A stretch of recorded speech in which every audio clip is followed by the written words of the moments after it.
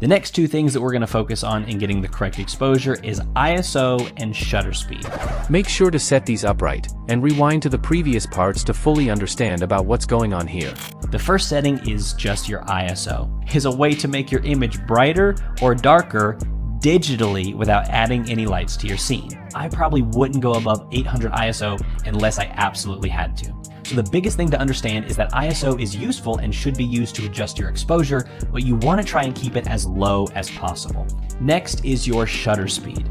And if we look at the same ceiling fan with a very fast shutter speed, it almost looks jittery and hyper-realistic and there's no motion blur. And if we pause both of these frames, you can really see what one frame looks like versus the other. Now, before you start messing with your shutter speed, there is a rule of thumb to get the most natural looking motion blur with whatever frame rate you're shooting in. And that is, you want your shutter speed to be double the frame rate. This will look the most natural.